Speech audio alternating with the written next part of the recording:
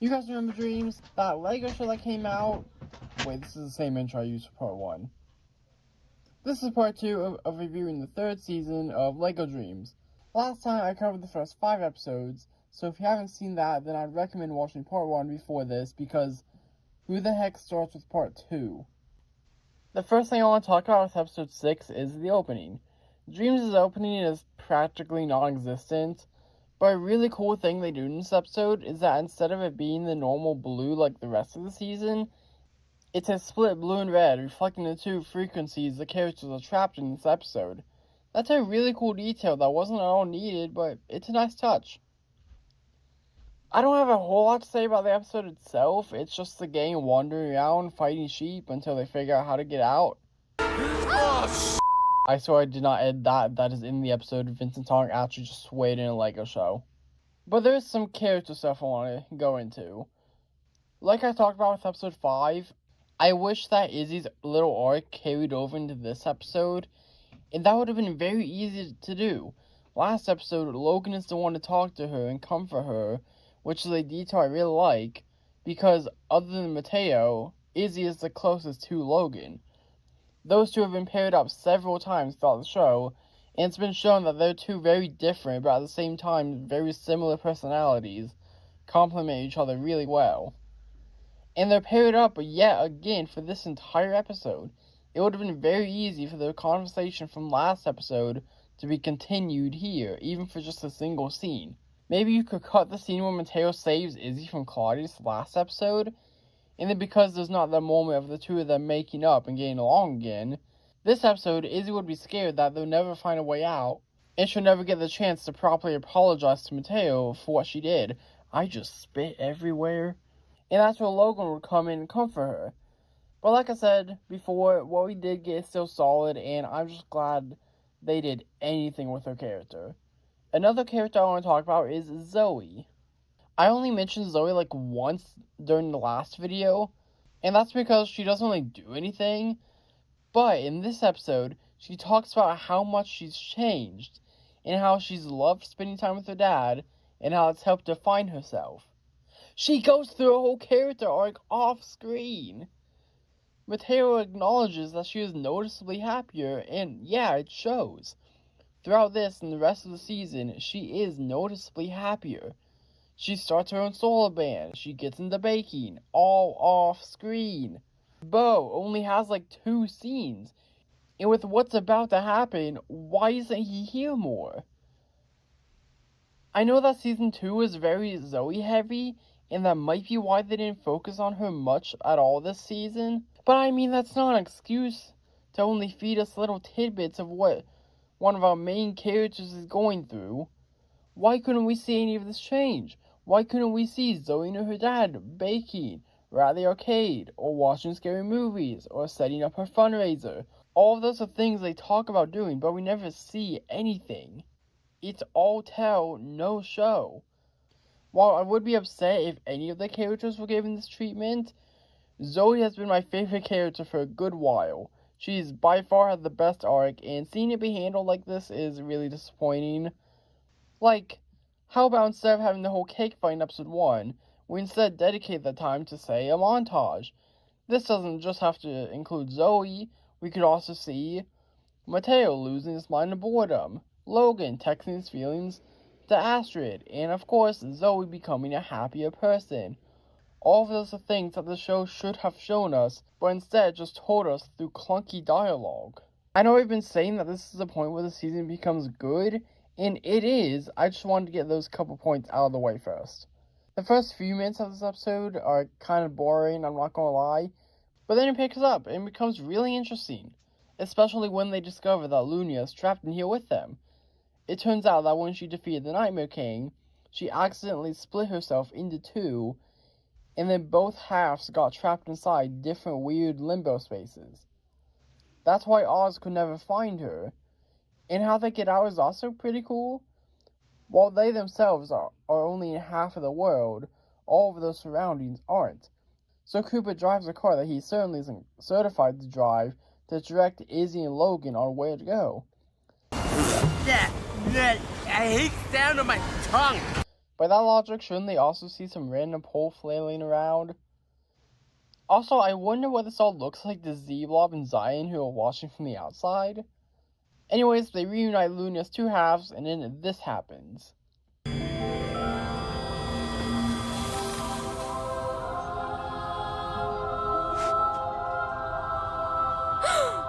They all wake up and immediately go to Mrs. C to get answers, and that leads us to the main plot of episode 7, which is a backstory episode. But before that, I really like that Cooper and Logan are wearing their Sheep Week shirts.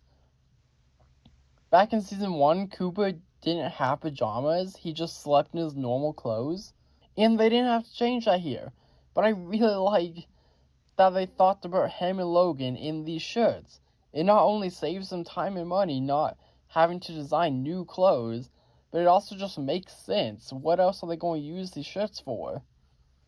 Unfortunately, Zoe doesn't get anything like this, which is fine. She could have very easily just thrown on these clothes before running out.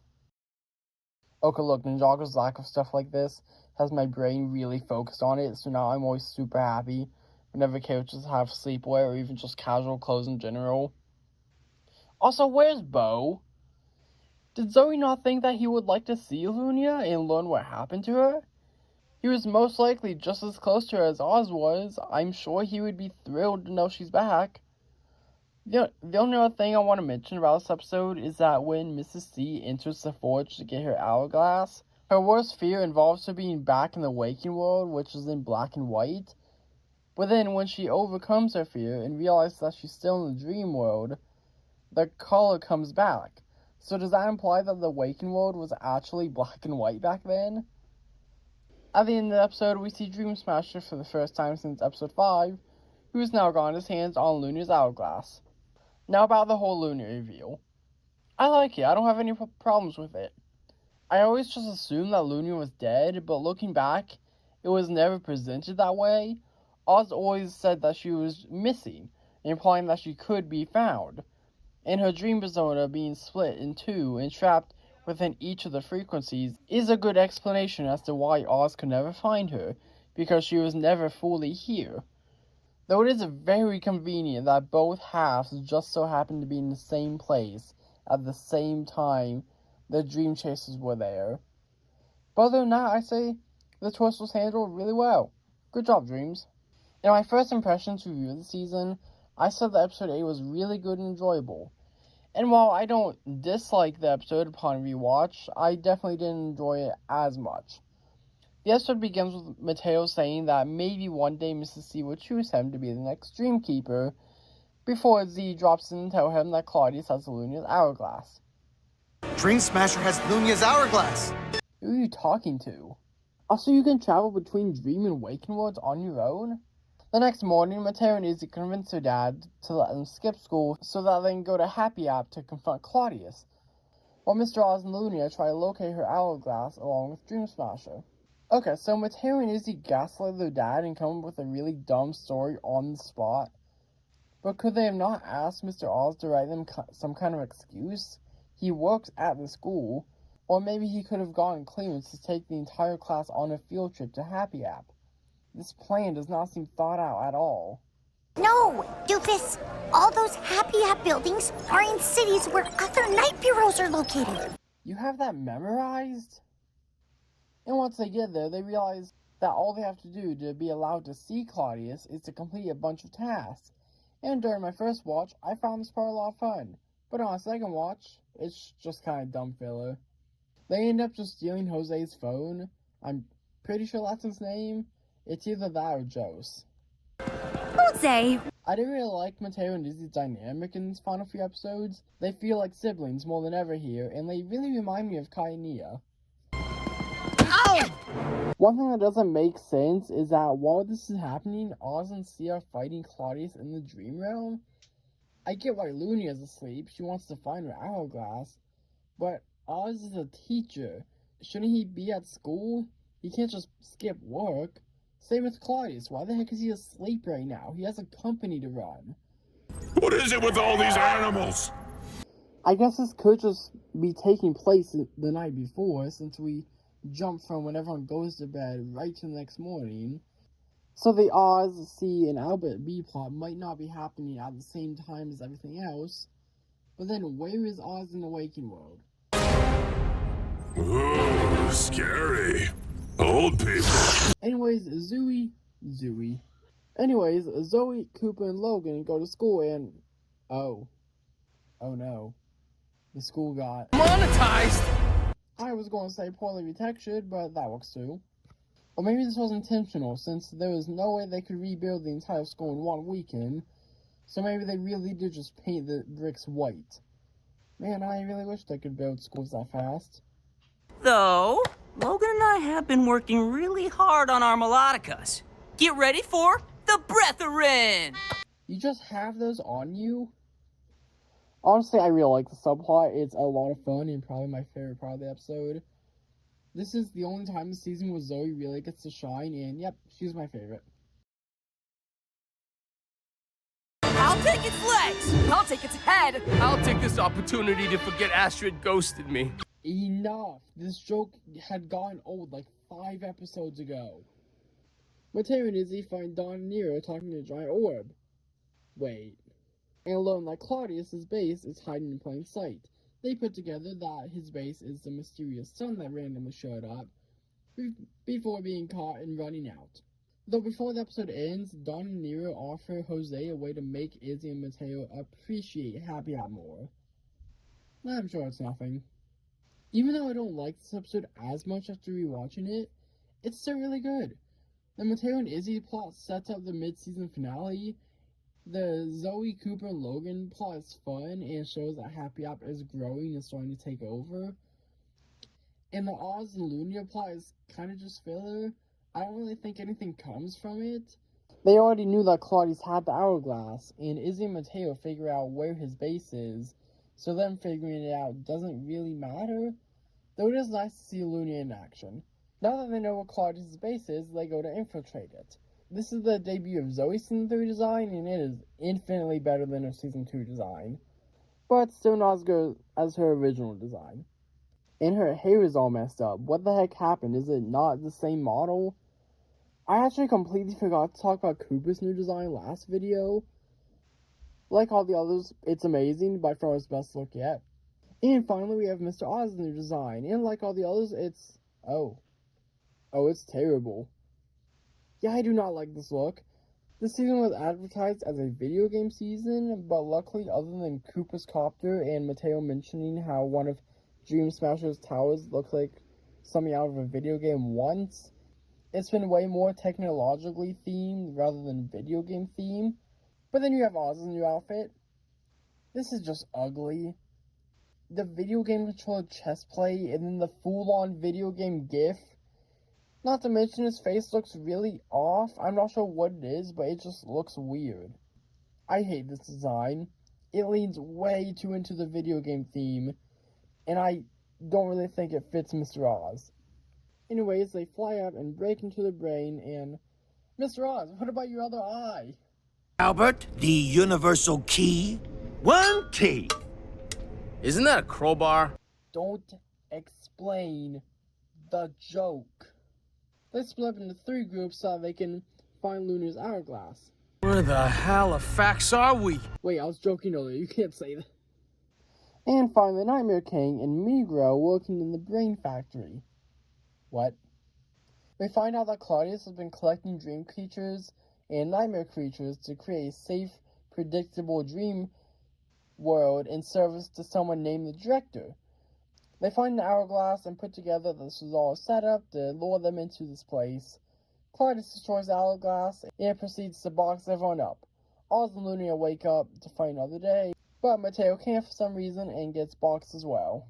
Mateo overhears that the hourglass Claudius destroyed was a fake before Z-Blob comes in to free him. How did you find him? And how did you get inside the box? They steal Migo's tablet to find the others, and we learn that Z-Blob is Minty.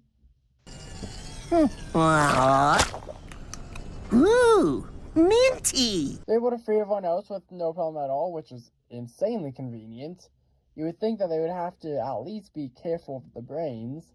They very easily convince the Nightmare King to help them take down Claudius after probably the best action scene in the entire show.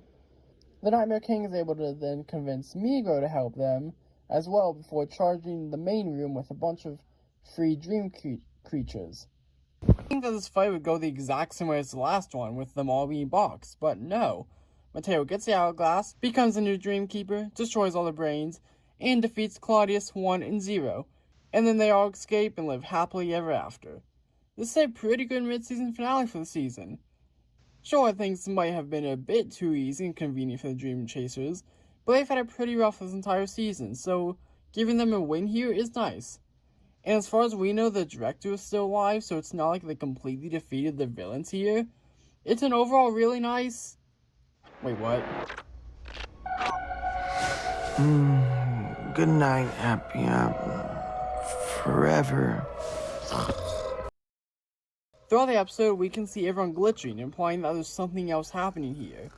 But I'm gonna be honest, by the time we got to the end, I'd kind of forgotten about that, with Mateo becoming Dream Keeper, them defeating Claudius, and then seeing how inaccurate this Lego set is. So this reveal got me good, when looking back and maybe shouldn't have. With everyone glitching, as well as just how easy everything goes for them, it's obvious that something isn't right. And I did pick up on that, but again, I was so distracted by everything else happening that I was still surprised. I think that this twist was really well done. It starts off pretty obvious with Z magically showing up, but then from there it gets more reasonable and realistic for the show. Like, yeah, everything goes really smoothly for the Dream Chasers, but with how messy the show's writing has been in the past, I wouldn't be surprised if they actually did something like that for real. I don't know if that's a compliment or not. And then once the final fight begins, that's when all logic is just thrown out of the window. And when Teo becomes Dream Keeper, that's when you really start questioning things, and then the reveal happens. The reveal itself is really good. The biggest thing is the music. It's so eerie and kind of disturbing. I love it. This reveal I think was done really well, though I would maybe tweak a couple things. Like, the glitching is really obvious and in your face. I would have liked it a bit more if it was more subtle. And then also at the end of episode 8, Nero and Dawn offer Jose a way to make Mateo and Izzy appreciate Happy Hour more, which is fine. But then at the end of episode 9, Claudius tells Mateo that something might be happening to him in the waking world that's preventing him from waking up. So I don't think we needed that line at the end of episode 9, because then that makes you go into episode 10 knowing something's up. This wasn't really a problem for me since I might have forgotten about that line during episode 10, but I could see it being a problem for someone who's more observant than me. But yeah, I think that overall this was done really well, and unlike with the Never Witch, I'm confident that it isn't just recency bias since these episodes came out over a month ago and I've seen them more than once. I've had time to properly process them. Speaking of that, I'm really glad that I waited to make this review. Both of my Season 2 reviews were made within days of the season coming out, and I'd only seen the episodes once and hadn't given myself enough time to properly process them, which left those reviews littered with recency bias. With these reviews, a lot of the things I talked about, I don't think I would have if I didn't rewatch those episodes first. But yeah, so what are my overall thoughts on the second half of the first part of the third season of Dreamzzz? It's pretty dang good. I don't think I enjoyed it as much on my second watch, but they are still good episodes. I think that's mainly due to having one focused story. The first 4 or so episodes, along with just a lot of the show in general, is really messy. There's a lot of stuff going on, and they don't know how to balance everything, which leaves us with completely pointless filler plots that take time away from stuff that really needed more focus. And for the record, I'm perfectly fine with filler. In fact, I think Ninjago doesn't have nearly enough of it. But it's when that filler gets in the way of more important stuff, like Zoe's development.